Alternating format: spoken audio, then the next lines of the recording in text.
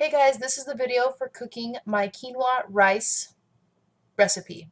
This stuff's really good. So the first thing we're gonna do is we've got a big pot, a big pan actually, and we're going to add a little bit of olive oil,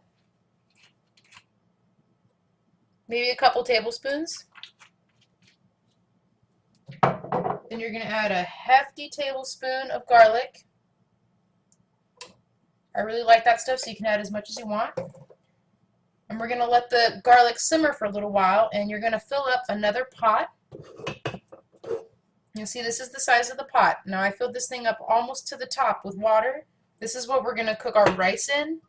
Rice needs way less water than that, but remember, like I said before, we're going to cook the rice in a lot of water. So that's already full of water. You got the heat up really high. For this recipe, we're going to do a pretty big batch. So you need exactly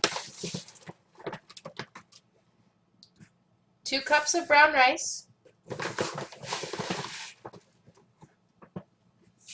Put that in your big pot. And then in your big pan, after your garlic's gotten a little bit hot and sauteed a little bit, you're going to dump your quinoa. Now for the quinoa, we're going to use 2 cups.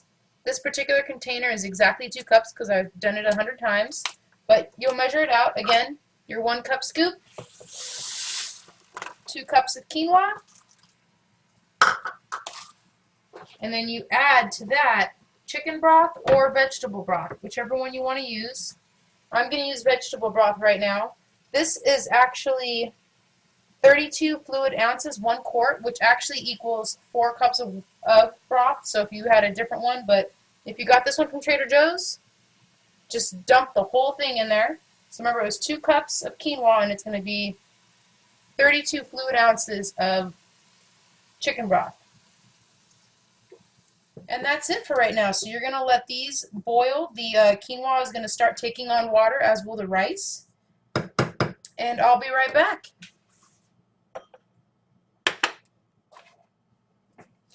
Alright guys, it's been about 30 minutes now. The rice has completely absorbed water, and the quinoa finished about 10 minutes before usually. You can tell when there's no more water in the pan, then you just turn off the heat. And with the rice, the second the water has been boiling for a little while and it starts to look a little milky or unclear, that means it's done. It's al dente, I guess you'd call it. And while everything was cooking, I cut onions. It's about half an onion. Really small. And then I cut jalapenos. I got a lot of jalapeno here. This is 4 jalapenos. I used to use 2, but I like things really spicy. You don't even have to use jalapeno.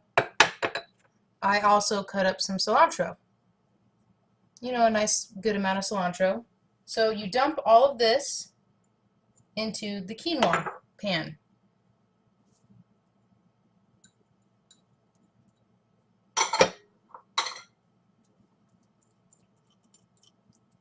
Alright, and you mix it all in really good.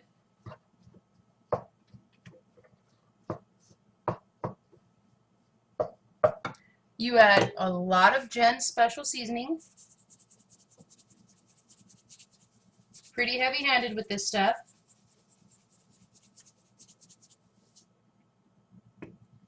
And then this is the rice. I took it right when it was done and I put it into our strainer and I rinse it with cold water. You want to get all the starch off of it. So now it's completely drained of water. And you dump it on top of the quinoa.